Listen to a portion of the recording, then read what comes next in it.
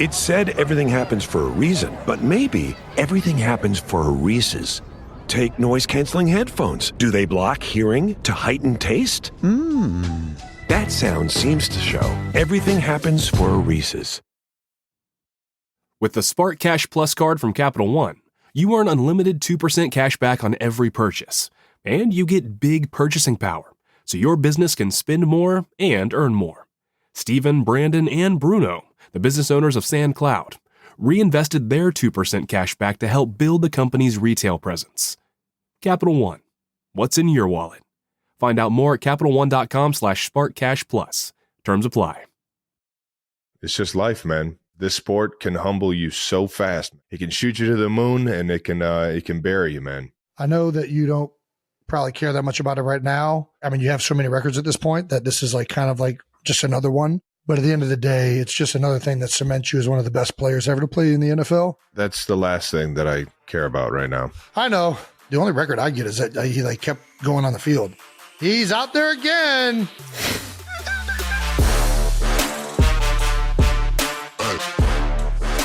Welcome back to New Heights, ladies and gentlemen, a Wondery show produced by Wave Sports and Entertainment and brought to you by Buffalo Wild Wings Go. Order wings for takeout or delivery today. We are your hosts. I'm Travis Kelsey, my big brother Jason Kelsey. Subscribe on YouTube, Wondery Plus, wherever you get your podcast. Follow the show on all social media at New Heights Show with one S. Yeah, man, this is going to be a very gotta do it type episode. Obviously, after the big loss. This isn't the easiest thing to do, get on here and talk to the world, and especially our 92%ers who tune in, week out, and give us your time, give us your attention, and cheer for us and root us on. And it was a weird weekend, but I appreciate you guys for all the support I've seen leading up to it and even afterwards. But Jason, before we get into everything, why don't you let the people know what we got coming up? We got a big episode, guys. We're going to recap Super Bowl 59 and talk about, what else we got down to while we were in New Orleans. As always, we're going to get to some of your no-dumb questions. But first, I guess we're just going to get right into it. I don't know if there's any new news. All the news is over. Yeah. So I guess we can just go. All right, cool. Well, Eagles 40, Chiefs 22. God damn. The three-peat. Did not happen, obviously. Did not happen in the Superdome. Eagles ended up getting it done. Nick Sirianni, Jalen Hurts, Trav. I think people have been waiting to hear from you since the game Sunday. Yeah. What do you want to say? I don't know. Where do you want to start? I mean, I already, congratulated the Eagles. It was hard going into the exit interviews today. Obviously, the last time I'll see probably a lot of those guys. As it'll be a bit of a turnover this year, knowing the contract situations and everything. And outside of the game, I just wanted to thank my teammates for everything they fucking do, man. We, the effort, the focus, the work that we put in, that wasn't the reason, honestly, going into the game, I felt as confident as I ever felt in going into a Super Bowl or a playoff game or a big game in my life. And, for a bunch of reasons that it just didn't happen, man. It just wasn't our day. Couldn't find a lick of momentum. I'm kicking myself for some of the tiny, tiny decisions I made on the field, trying to do something more than what I was asked to do during plays. I wasn't the best leader that I could be in motivating my guys and keeping my guys, calm, cool, collected. And I put a lot of that on myself as, the guy that's been in the building for 12 years and seen a lot of football and actually seeing a situation just like this in the Super Bowl, talking about the Tampa Bay Super Bowl. Mm-hmm. It's a tough pill to swallow, man. Every time we felt like, we made a big play or we got something going, a penalty would happen or we be going backwards, and then on top of that, just not executing the play calls. It wasn't the play calls. It was a cumulative effort of everybody just not finding a way to get it done, man. And to happen on the biggest stage sucks, but to have it happen for the second time in my career on the biggest stage, man, it's a tough pill to swallow. It's a hard reality, man. And, I just, I love my teammates. I love my coaches, Chiefs Kingdom. I'm sorry for how it ended, but, it's, fuck, I have a beautiful life. I have a beautiful life, man. I have loved ones. I have the most amazing family in the world that supports me in everything that I do. And they were all there, cheering me on and hoping for the best on Sunday, man. I just have to tip my hat to the Eagles. They were firing on all cylinders coming out, and it just felt like we just never had control over what was going on in that game. I felt like every time you guys tried to get something going, it just like didn't work out, right? And it was like you're close to getting a third down, get them off the field, and they either make a big play, there's a penalty, there's up until even like halftime, even though the score was getting out of control, there's that big throw to D-Hop that doesn't get caught. And even then I'm like, all right, if the Chiefs go down here, they score before half, they get the ball coming out of half. Yeah, I just came away very much, and I know you guys are kicking yourselves for not playing your best game. I just, the Eagles played fantastic.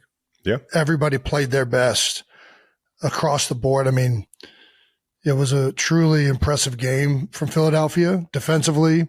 All those guys, Vic Fangio, Jalen Hurts played very well. And that was the thing all week. Everybody's talking about, what Spag's going to do. Is he going to try and sell out to stop Saquon and, give the one-on-one matchups on the outside? And I don't know. It almost like didn't matter. It felt like Jalen was just on it and he was executing regardless of what it was. But I know this sucks to talk about for you, Trav. I've been here, obviously. 2 years ago I was here. That was great. But, I think it was a really impressive performance by Philadelphia, to say the least. Yeah, it's going to sting. I know everybody wants to know whether or not I'm playing next year, and right now I'm just kicking everything down the road. I'm kicking every can I can down the road, and I'm not making any crazy decisions, but right now the biggest thing is just being there for my teammates and being there for my coaches, understanding, that there's a lot that goes into this thing. I've been fortunate over the past 5-6 years. I've played more football than anybody. Yeah. And it's because the people that are in that building and the fact that we keep going to these AFC championships and these Super Bowls. And that means I'm playing an extra 3 games more than everybody else in the entire league. And that's a lot of wear and tear on your body. And it's a lot of time spent in the building, focusing on your craft, focusing on the task at hand, every challenge that you set up for yourself. And it's, that process can be grueling. It can weigh on you. It can make you better, and it can drive you crazy at the same time. And right now it's one of those things where it was kind of driving me crazy this year. And I think that, it happens as you kind of tail off, towards the back nine of your career, as a SVP would say, is, it's as you see yourself or not feel yourself have the success that you once used to have, man, it's a tough pill to swallow. And then on top of that, to not be there in the biggest moments, knowing your team's counting on you, man. Those are all extremely hard things to, it's just a tough reality. And, yeah. I think I'm going to take some time to figure it out. And I think I owe it to my teammates that if I do come back, that it's going to be something that it's a wholehearted decision. I'm not half-assing it, and I'm fully here for them. And I think I could play. It's just whether or not I'm motivated or it's the best decision for me as a man, as a human, as a person to take on all that responsibility. You're preaching to the choir, brother. It sucks when you get to this point in the career where it becomes harder and harder to do it. And I think there's a physicality that becomes more difficult to manage. There's a mental approach that becomes more difficult to manage because a lot of times it's stocked on top of the physical discomfort and things that are happening. Yeah. To do it right, you have to be committed. You have to put the time in. You have to be, all in. And it's difficult to sign up for that because you know what it takes. You've been here 3 years in a row. You've been to this game multiple times. You've had an amazing amount of success. And it's frustrating when you're getting older in your career and you know that that is becoming harder and harder to do and more grueling to go through. So take your time. Obviously, get away from everything for a while. The biggest thing is that, after the game, I still had over 50 something plus of my best friends and my family and my loved ones and everybody that has supported me throughout my life was there to at least make it not feel like the worst day of my life. Yes. An opportunity to get all those people together under one roof, be around them, hug them, smile with them, find a way to, get through something really, really tough. It definitely made it a little easier, but the reality is gonna suck here for quite a while. It's just life, man. It's life. This sport can humble you so fast, man. It can give you so much praise. It can shoot you to the moon, and it can bury you, man. It can absolutely bury you. And it's the occupation we chose, and not everything can go as planned sometimes, even though we've been able to find a way over the past, however long, but especially this year and this team, we were known for finding a way. And as much as I like to think we could have done things differently, man, it just didn't feel like at the end of it was meant to be. It is what it is. Yeah. I mean, listen, it's never been done before. It's never been done before for a reason. It's incredibly hard. It's hard to keep teams intact. It's hard to keep, you're having extended season. You guys have played 60 games damn near over the past 3 years or whatever. And I'm not trying to make excuses. There's just a reason why it's never been done. And I think that, I know you guys are frustrated right now. I know you're frustrated. I think the reality is what you guys have done is amazing still. Yeah. I know that you don't want to hear that right now. And I know that that game is frustrating as a result, but that doesn't take away from the last 7 times you guys have been to the AFC Championship or whatever it is, and 5 it's remarkable, the journey and the run you guys have had.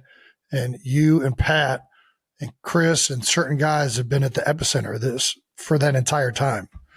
And a lot of the guys on this team have been there for 3. This was their 3rd time in a row. I know it's frustrating to look at this one game, especially because it was such a dominating game for the Eagles. But I think that the reality is it's one of the incredible runs that's ever happened in this fucking game. And you guys have your legacies cemented on that, and nobody can take that away. I mean, people could try to talk shit, especially if they've never done anything in their lives. But that's the reality of it. There was one thing accomplished, which is Travis Kelce set a record for most catches in a career in the Super Bowl, which, Trav, that's a big record. It's not a very big record. Why do you say it's not a big record? I have a lot of Super Bowl appearances.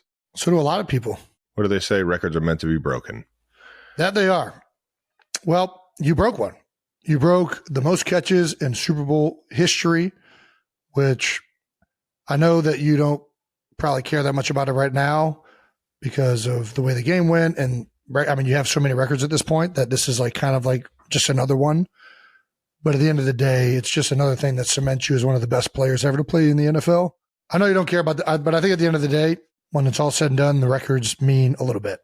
Because once you're done, that's kind of all you have left is like the memories, the trophies, which obviously mean the most, and then the stuff that makes other people recognize greatness, which unfortunately there are a lot of stats, but that's kind of all we have outside of trophies and highlights.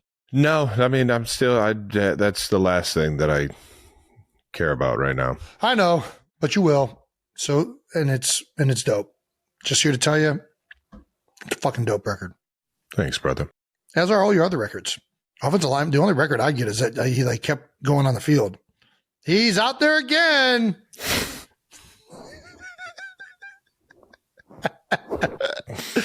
Look at Man, him this go. this guy really won't take a break. He's headed out to the field for another consecutive week. How'd he do? No one knows. Just counts as a game played. He only played the first drive. I know he had 4 bad snaps. Yeah, exactly. Yeah. There we go. I feel for you because losing a Super Bowl sucks. I mean, I don't wish that on anybody. I talked all week. No matter who won or lost, I feel like I was going to be feeling shitty and feeling more with the team that lost. Yeah. Because I know what that feels like, and it's fucking terrible. What was it like for you watching this one? Terrible. Yeah. You mentioned you tweeted out something. And yeah, but I didn't even want to tweet it. I think I would rather do it here because you'd be able to talk more. Yeah. But it doesn't matter what happens. Whatever you say is going to get clipped or touched and put out. It sucks. I knew it was going to be weird going into it. It progressively got weirder as the week went on. On one hand, you played your entire life with an organization and team. A lot of people in that building, coaches, friends, teammates that you've gone through adversity with, and it really makes you very, very close. And then on the other hand, you have your brother. And I've always supported you. I've always wanted you to win. Every step of the way. And I wanted you to win this game. I thought I made that clear. You made it clear to me. It was weird, man. It was hard to navigate because I'm trying to, obviously I'm trying to say that I have people on the Eagles that I love, and I also have you. And I tried to make it known that I was rooting for you, and it felt like I couldn't be right. It felt like no matter what I said, some people were going to skew it and say that I'm rooting for the Eagles, and some people were going to skew it and say that I was rooting for the Chiefs or Travis. Yeah. And it sucked. It's the world we live in, man. Everybody wants to just fucking call people out. I know I always had your support, and I joked around saying with your cheering for the Eagles, listen, you and Kylie are there in Philly and have created one of the most beautiful situations that I've ever seen. You guys are loved by the community out there. You guys are very much a part of the community out there. Outside of that organization, everything from the foundation stuff that Kylie does, both of you guys do, to the countless amount of hours and years you spent in that organization, giving it everything that you have. You don't have to explain anything to anybody. As long as the people right here, I know who Jason Kelsey is, and I know my brother and what his intentions are, and nobody can ever fucking confuse that. And you can't let these jamokes online make you think that you're in the wrong for what you're saying. What you're saying is, I hear it. I hear it loud and clear, and I think the people in the Philadelphia organization understand exactly who you are and what you represent and how you were saying it as well. Yeah. And all that is true. Like, we are still very much attached to this organization, which is why there is part of me that obviously is very happy and proud that they have won this game. But that doesn't take, and that doesn't make you less of a brother. That doesn't make you less of a brother. That doesn't make you. That does not take precedence over rooting for you. Yeah. And that's why this game sucked. It was very, very hard to watch. As much as I love the Eagles, as much as I love the city of Philadelphia, there was not a fucking ounce of me that.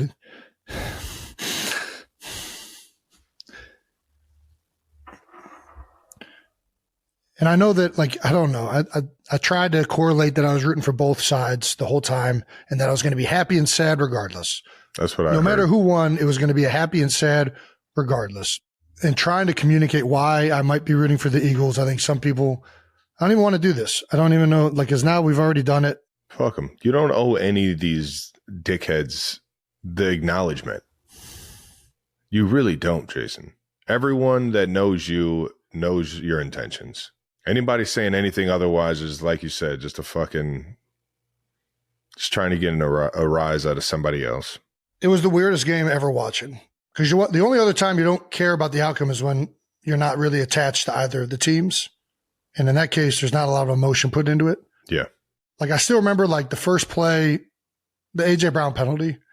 I remember this wealth of I jumped up out of my seat. That wasn't a penalty. I jumped up out of my seat on that one. Then I jumped up out of my seat on the Nick Bolton hitting Dallas Goedert because I thought that was a horseshit call. And I'm going back and forth. It ended up just not being a fun game to be a part of or watch because at all times I'm just like, I don't know. I don't even know what I want to say, man. I really don't. Because no matter what, it's going to piss somebody off. And I probably shouldn't care if it pisses anybody off. That's probably the reality of it. That's the Jason Kelce we all know right there. You're giving these people way too much of your effort, too much of your time, too much of your attention. I didn't know what it was going to feel like going through the game. I thought I did. I thought I understood going into it that I would be happy in some way, sad in another way. But like the further the game went on, I just got more and more like down, upset. And I think part of that is like I'm in a box with all of our family and loved ones and friends.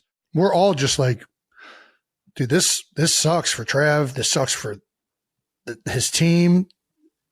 And I don't know. Like I didn't anticipate the amount of just like sheer discomfort and frustration that I would have watching the game. I thought I would kind of just be like, like I like both of these teams. Whoever wins, may the best team win. And it just didn't turn into that. It didn't. Yeah. And I don't know if it would have been reversed, if it would have been the same way. I don't think it would have. If it was an actual fucking game. That shit was just. Well, that would have that might have made it better.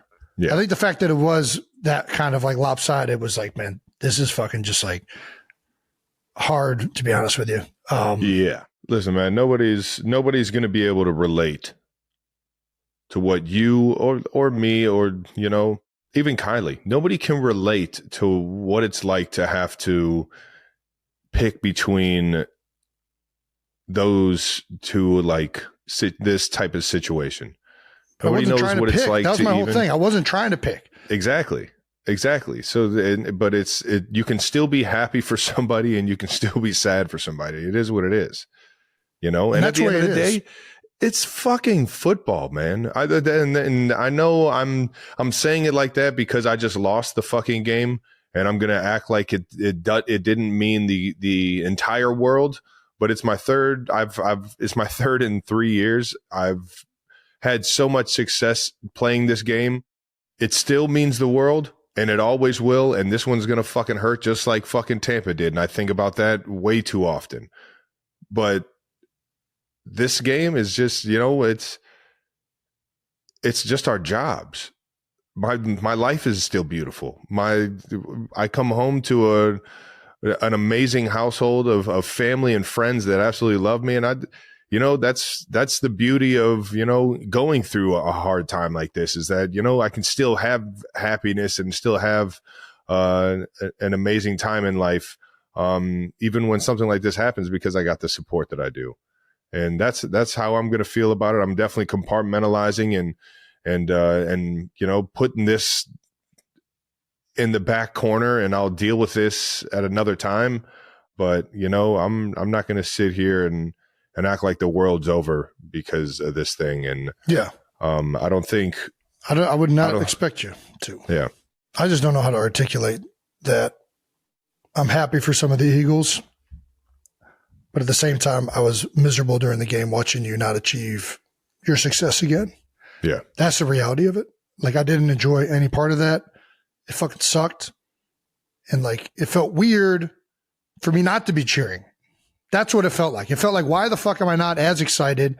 And I think it was just a fucked up emotion. And it's really incredible that the Eagles pulled this off. It's been incredible from last year's ending and the way this team has rebounded, the way they've been rebuilt from 2022 and before that. It's a tip of the cap for Howie Roseman. There are so many new players on the defensive side of the ball, and all of these young guys ended up panning out and have played at a high level between Cooper DeJean, Quinyon Mitchell, Zach Bond, Milton Williams, Jalen Carter, Jordan Davis on the defensive line, Nolan Smith, Vic Fangio, and all the coaches on the defensive side of the ball. And it didn't start great. I mean, they started 2-2, coming off of a year where they finished 7-8. And the way they stuck together, the way they got better, the way they continue to improve, and how they finished the season has been spectacular on that side of the ball. Obviously, getting Saquon was huge offensively, getting rid of the undersized center, Jason Kelce, and putting in Cam Jurgens, getting Mekhi Becton in at right guard. I just think everything was fantastic, and how they continued to like block out noise, questioning Nick Sirianni and his ability as a head coach, questioning Jalen Hurts, questioning everybody. And these guys really stuck it together and found a way to fucking do it. And it's hard. It is so hard to get all the way to the Super Bowl and win in this league. I just think this is such a huge moment for all of these guys that came up short 2 years ago that were there, and how they built this thing in the 2 years since.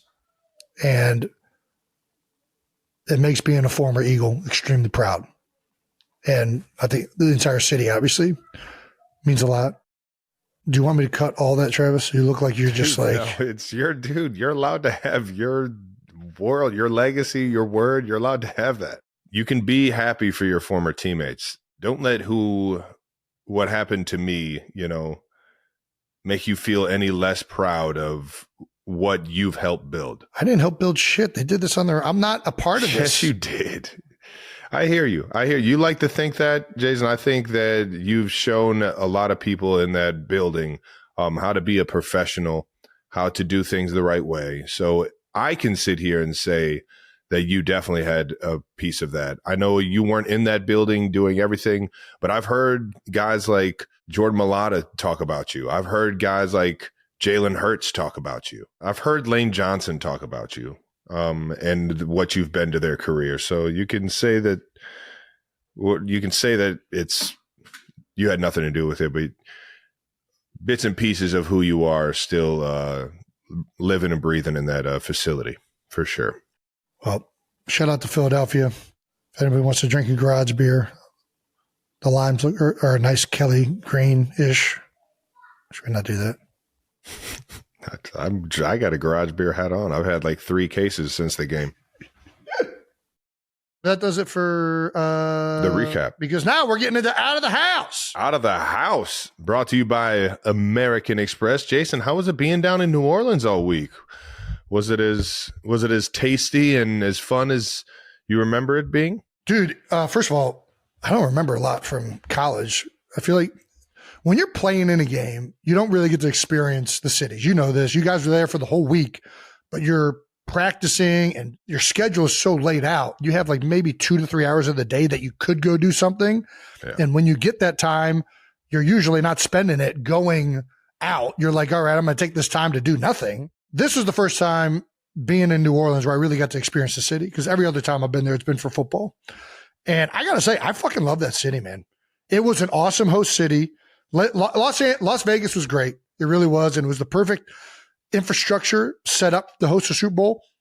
New Orleans, the perfect vibe, food, mentality, culture. I mean, it was just unreal. The issue was the infrastructure is awful. Like, there was going from place to place was a train wreck. And then at night, for some reason, they have this ordinance that whenever the train's coming through town, it has to blow its horn every time it's going to a crosswalk. So you're just hearing a fucking train horn constantly in the middle of the night, which is annoying as fuck. But outside of that, it was fantastic. It was really good. Beignets. Yeah, I was about to say, you get some more beignets, some more gumbo. Dude, or what? I went to Cafe Du Monde, like the original one, which not even just the beignets, it's the whole vibe of it. Like, it's got like the little hats and the get up, and you're outside, and it's just it's a dope vibe. You ever been to Keys? No. I don't even know what the rest of it is. It's like Keys fried chicken, I think. So I went to get my palm read. And okay. We had like all these trendy spots that we were going to hit up after that. And after the palm reading, they're like, oh, we were trying to like, where we're going to go to eat.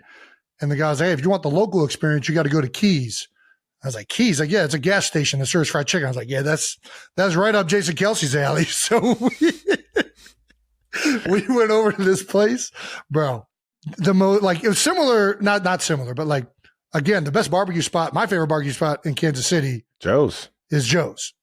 Like, there's something about food being served at a gas station that just is like, yeah, I'm gonna check this out. If it's got if food at a gas station has some word of the mouth going about it, you know that shit's good. So we pull up to this spot, Keys. It's got po' boys, fried chicken. I get up there, and this is what made Sheetz and Quick Trip like the staples that they are in this world. No doubt. And I get up there and I'm like, all right, let me get some dark meat. And the guy's like, get the white meat. And I was like, dude, it's too dry. I don't like white meat. He's like, hey, this white meat ain't dry. So I got a chicken breast. First bite into that chicken breast, dog. Dry as shit. Nothing dry about it. That shit was so fucking good. It was the perfect amount of spice where it's not overwhelmingly spicy in that first bite, but the more you eat, it just like starts engulfing you. Yeah. It gets you going. But I got the fried chicken. I got a hot sausage po' boy, which was phenomenal. I tried a pineapple soda, Big Shot, which I guess is specific to New Orleans. It was like a pineapple creamsicle. It was so fucking good. Mm-hmm. So I was getting a bunch of like convenience store local spots. Some baked good that came in like a tray. I forget what that was called, but it was like a brownie. It was fucking real good. I know. Kylie and I went out to a fancy dinner one night called. Ooh, you fancy son of a bitch. It was what Peyton recommended. It was Clancy's. Oh, nice. Yeah. It was really good. One of the items that they're really recommended for is the fried oysters. I see. That's the thing. I'm out on loogies. But but the fried things. Yeah, it's different experience. Maybe throw some cheese on there. I don't know if you know this, but there was an oyster recall while we were down there. So we didn't eat any of the oysters. All of Barstool got sick. They were all getting the neurovirus from the oysters. It's unfortunate. So we didn't have any of the oysters, and we didn't have any of the oysters at Clancy's, but they had plenty of. I had turtle soup. That was Cajun style turtle soup. It's fucked up, man. You're eating turtles. Hey, man. Now that I know what they taste like, I'm gonna keep eating them. It was damn good. That turtle soup was great. What do you eat in them? What do you mean? Is there like, do you eat the leg? What do you eat? It was so chopped up. What's in those shells that? I think you eat the. Yeah, I have no idea. I'm not gonna lie. I have no idea what you're eating, but it was great. The turtle soup was fantastic. I had a smoked double cut pork chop. They just flip that thing open and you just eat it out of the shell. It's like the shell is a bowl. No, you don't even know it's a turtle. You just see the meat and like the soup kind of cut up. It's like little spoonfuls. Yeah, I'm out. Very good. Highly recommend. The house salad was great. The double cut pork chop was phenomenal. Did you go to any Super Bowl parties or no? I went to a New Heights party. I went to a Stapleton concert. And then outside of that, I just lost all my money at the casino. Casino was right next door. And because I won so much money last year at Las Vegas, got to get universe. I thought, hey, we'll just keep this rolling. This will be great. Yep, didn't work this time. Yeah, so that's how it was they back work. to why I normally don't go to the casino, because they're just handing them money. This fucking guy Tang flipped 21. I'm like, God damn, Tang. No, how many times should I just bend over and pull my pants down? Is that where we're at right now? I like my odds. I don't like it because then I hate the dealer. Oh, no, I don't ever take it on the dealer. Although I did get mad at Tang. I did get mad at Tang because he let somebody hit on a 14 when he was showing a 5. And I was like, Tang, that's a piece of shit move, dog. You can't let that. You got to ask, like, are you sure? You got to, like, be, you know what I mean? Like, I know I always tip dealers. Dealers are the best. But you can't be letting somebody just, like, hit on a 14. But what if, like, what if you feel you got to ask, like, are you sure? Like, and point to the 5 that you're showing. You know what I mean? That's dealer etiquette. What if the guy was just feeling it? I think that, in all honesty, the person that hit was a little drunk, and he was continually having to correct her, and I think he just got tired of doing it. But I saw that happen, and I was like, the moment that happened, I was like, this whole fucking, I'm losing all of my goddamn money right now. I get so impatient having to, quote unquote, play by the book. I don't do anything by the book. Yeah. So it's like, for me to have to sit there. You don't do anything you do some things by the book. I don't do anything by the book. I'm like splitting tens. I'm splitting the fuck out of tens every single time. I'm doing everything, dude. I'm doing it all. If there's any chance that I could make more money than what I just put down, yeah, I'm doing it. God, that's any chance to double split, like all of it. I'm doing the side bets every fucking turn. Oh my God! If I'm feeling a lot of low cards coming out at a certain time, I'll fucking hit on 16. I don't give a shit. Yeah. Yeah. You do not want to play. Nobody wants to play blackjack with me. We tried roulette. You know, you've turned Kylie into a big roulette player. I hate roulette. I've turned her into it? Yeah. You taught her how to play. I know. She knew how to play when I sat She did down not. with her. No, she did not know how to play. Yes, she did. You taught her. You said you got to play this way. No, I didn't. Sit down on the European table and play the outsides. No. Yeah. Kylie learned this when she was taking French. When she learned French, she learned how to play roulette. And then I'm sitting there playing craps, and this fucking dude is sitting down playing the don't pass line, killing it. Just killing it. Don't pass? It's that vibe. That's disgusting, dude. I want to kill this guy so bad. I hope your energy right now is ruining my time. Do you mind putting it on the pass line? Dude, craps. But then I kind of like it because I'm like, I'm just going to play just to try and win, and he's killing me. And then it's like, goddamn. I might just go live in a casino for a month. That might have been, to be honest, that was a bigger bloodbath than the game was. Like, I know you're frustrated with the Eagles-Chiefs game.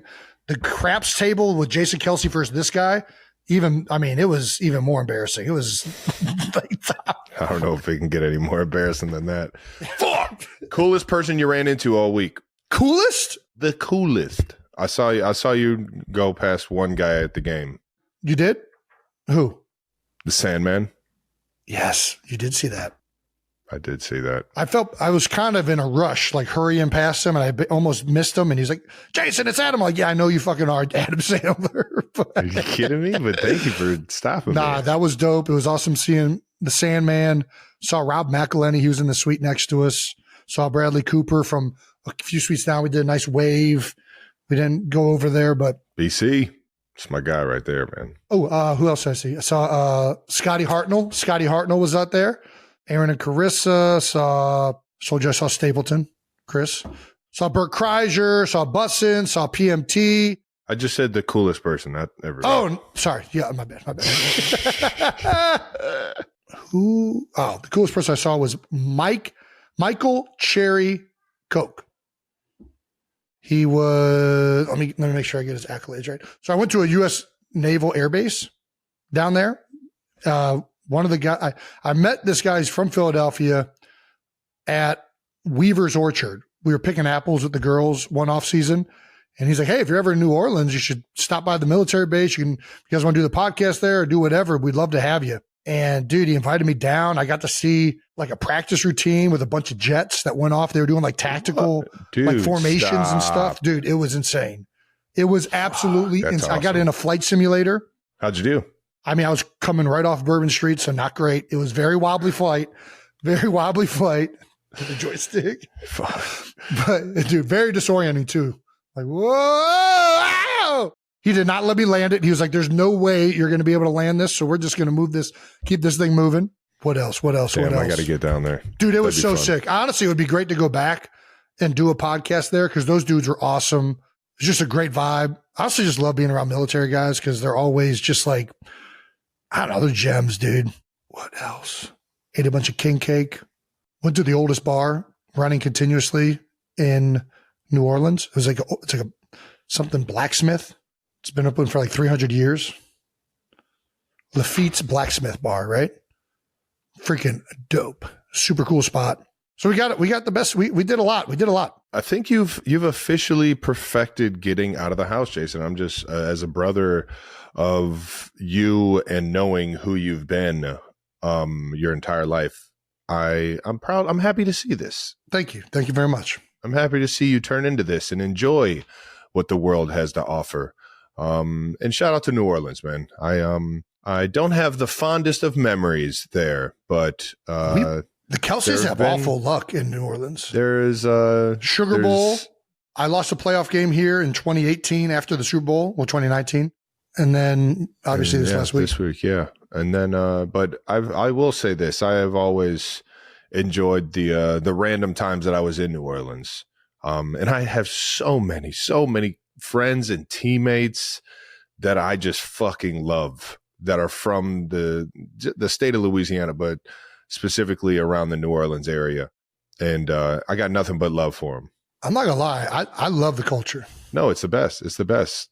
Going down there for a few bachelor parties in my day and enjoying the music and bar scenes. And it is a really, really cool place. But For whatever reason, me and football does not thrive there.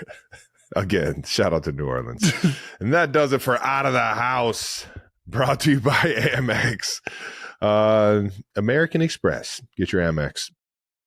One thing that Travis and I didn't get to do while the game was happening, because we were both there and watching it, is we didn't get to see the best commercials. I mean, that's the one thing that everybody is so synonymous with the Super Bowl. It's, what are the best ads of the year? And there was one that we wanted to highlight, but there was a Nike ad. It's the first Super Bowl ad in 27 years and featured a load of female athletes, including, one of the biggest episodes we've ever done, in Caitlin Clark. I love Nike commercials. I've been a huge fan of Caitlin Clark since she's been in college. Obviously through the Olympics. Sha'Carri Richardson. Yep. You can't win, so win. Yeah. Speaking of all the things they say women can't do. Yeah. If there's one thing I can firmly get on board with, is telling a bunch of people who think you can't do something to shove it. I'm all on board with that. That's a great message by Nike. I'm with that as well. With some incredible athletes. A bunch of familiar faces, yeah. Gold medal winners, freaking champions. Nike, thank you for such a powerful message on the biggest stage. Obviously everybody watches those Super Bowl commercials to see what messages are sent, and Nike's sending one of the best ones of this year. So, and shout out to Caitlin. Killing it. Getting in a dope-ass Nike commercial, man. Gosh. Gotta love it. That's another thing that's nostalgic. Being like the face of Nike. Yeah. Right? And it also Jordan, being Nike's. Well, Jordan was the face of Jordan, I guess, but Tiger. I mean, he was originally the face of Nike. Right? So you got Jordan, you got Tiger, LeBron. There's somebody in between those, but. I mean, Griffey. Kobe. Wayne Gretzky. Shout out to Nike for jumping in on the Super Bowl commercials, coming with one that actually had a very, very meaningful message to it, to all the young women athletes out there. Yeah, absolutely. I'll always be Team Nike. All righty. Time for No Dumb Questions. No Dumb Questions is brought to you by Marvel Studios. Captain America, Brave New World. How about that? How about it? Got superhero movies we're doing ad reads for now. All right. Mr. J Danger at Mr. Danger 1. I actually saw this tweet and thought it was hilarious as a No Dumb Question.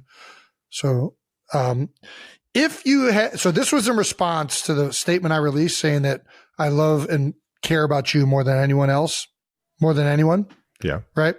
And this question, this was a prompt underneath that, a response of basically saying that it's ridiculous that I would say that I love you more than Kylie and the girls, which I love you the same, but we're going to read this question.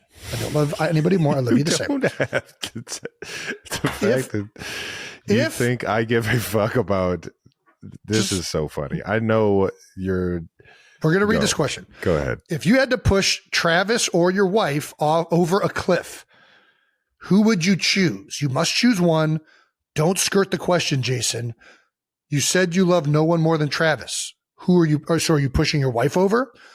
Here's my answer, and tell me if I'm correct. Should I answer first, or do you want to answer first? This question is for you. Okay. I'm pushing Travis over because he would tell me to push him over the cliff. 100%. Bam, baby! Don't you fucking push Kylie off of the fucking cliff. Are you kidding me? I'll be just fine. All right. I'll tuck and roll. All right, I'll fucking hit the ground and fucking roll out of that fucking thing. I'll find a way out of this. I'll flank away to safety. I don't know how the fuck I'll do it. I'll fucking sprawl out like a flying squirrel or some shit. I'll be fine. I'll figure some shit out. But Chris Farley in American Heroes, is that the movie? Dude, oh my God. Now that's a deep cut right there. I love that fucking scene. Is that what that movie? I think it was American Heroes, right? Yeah. Or something like that. Some Heroes. I think it was American Heroes. Yeah, they were fucking dog. They were racing fucking Lewis and Clark to the west. Yeah. That's funny. Should we keep reimagining this question? No, I think you answered it. You all right. If you had to push me or mom over a cliff, who would you choose? You must choose one. Don't skirt the question. Don't skirt the question, Travis.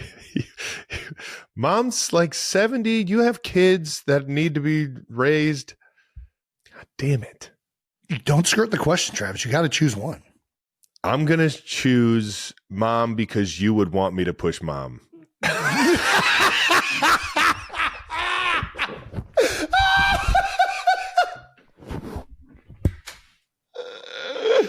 Oh, my God. Oh, man.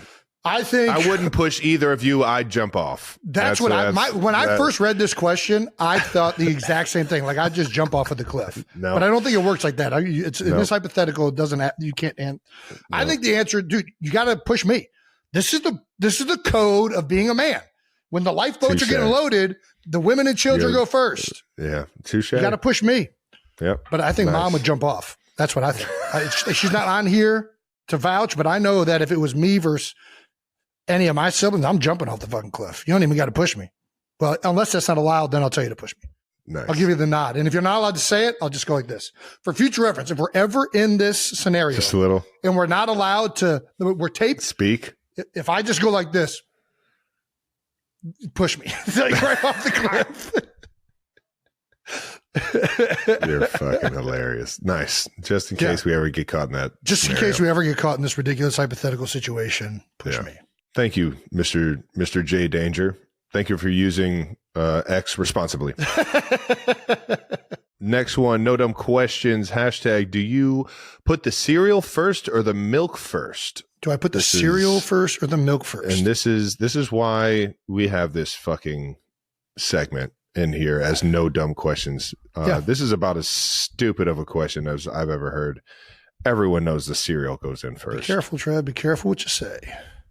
Everyone knows the cereal goes in first. I don't know you have to lather up all the cereal. Travis, I'm on the same page with you. You don't just pour it in one part of the bowl either. You pour it over the top and you get everything covered in milk. I'm 100% with you. There's no logical reason to pour the cereal second, but for some reason, Kylie pours the cereal second. What? And it's never made sense to me. I don't know why. I mean, in no other situation where a solid goes into a liquid, would you ever put the solid in second? Like it's just asking for a disaster to happen. Yeah, it doesn't make any sense. Like you don't fill a glass up to the brim and then start loading ice cubes in that motherfucker. You're going to get water all over the place. What are we doing here? Yeah. But Kylie does do it that way. That doesn't make any sense. And I usually don't say anything because it's none of my business, even though I think it's ridiculous. It's not the argument to start. And also it doesn't make it taste better. Like if you just like dry cereal, what are you putting in milk anywhere with it? Like there's a reason you put the milk in second because it kind of gets the cereal to the perfect consistency of moistness. Dude, thank you. Yeah. Nice. So Kai, you're wrong on this one. I'll go to, and I'm pretty sure if we put a poll out, you'd be in the bottom 8% of the 92%. Well, there's only one way to find out. 92%ers. Hey! We will have a poll, so let us know if us or Kylie are in the right. Next no dumb question. What do we got?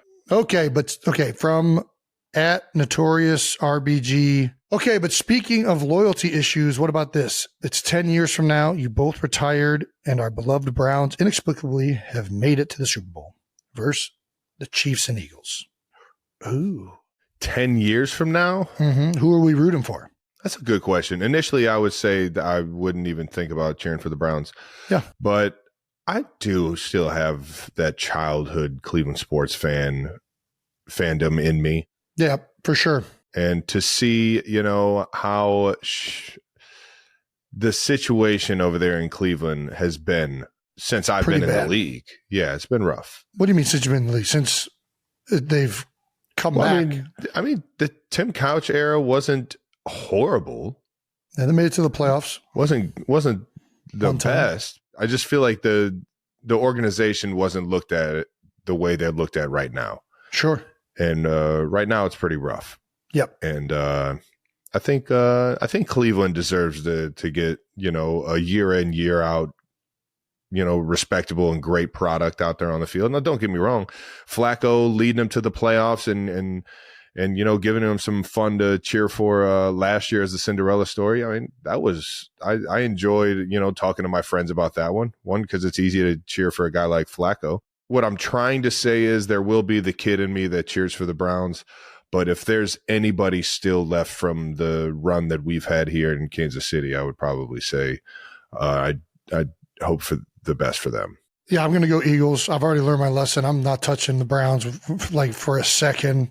Yeah. Like, they already think I don't want root for them for some reason. If it's anybody other than the Chiefs and Eagles, I'm going Browns. Yeah, I mean, that's what it comes out. They're the next team, but we've both spent a lot of time and energy personally with both of these franchises. I don't think at this point, Browns versus Chiefs, maybe, but Browns versus Eagles, no, I'm going Eagles. Yeah, I'm going, I could say the same. Browns versus Chiefs, I'm going Chiefs. Browns versus Eagles, I'll go Browns. They're probably fourth behind whatever team you're coaching for. Shout out to Andy for dropping that knowledge on us. Coach Trav has a future. Coach Trav. Yeah. Would you go by Coach Trav or Coach Kelsey? Coach Kelsey sounds way better. I like Coach Trav. I don't know what it is. Does it? All right, fair enough. Coach Kelsey. I think just Kels, not even Kelsey. God damn That'd be you. Don't do this again. You'd be Coach Kelsey. And you'd be like, don't call me Coach Kelsey, you motherfuckers. Well, that does it for No Dumb Questions, brought to you by Marvel Studios, Captain America, Brave New World. That wraps up another episode of New Heights. Not the most fun one to start off, but yeah, thanks for your No Dumb Questions. We found a way to close it out. Make sure you're subscribed on YouTube to the New Heights channel and follow New Heights on the Wondery app or wherever you get your podcasts. You can listen to new episodes of New Heights early and ad-free right now by joining Wondery Plus in the Wondery app or on Apple Podcasts. Once again, New Heights is a Wonder show produced by Wave Sports and Entertainment and brought to you by Buffalo Wild Wings Go. Order wings for takeout or delivery today. Follow the show on all social media at New Heights Show with 1S for clips throughout the week. And thanks to our production and crew. How about it, man? Another year under the belt, or another season under the belt, I should say. I appreciate you guys always working through the scheduling and making it easy on me and Jason, knowing that the football world's so crazy. So thank you guys over at Wave and Wondery. And thank you to the 92%ers for tuning in. Chiefs Kingdom, once again, I'm sorry for this year and how it ended, but I've loved every minute of playing for you guys all season, and appreciate you guys always showing up. And to those Eagles fans that are 92%ers as well, congratulations, man. You guys had a hell of a team this year. And there goes some fun merch for you guys to buy if you guys want it. Peace.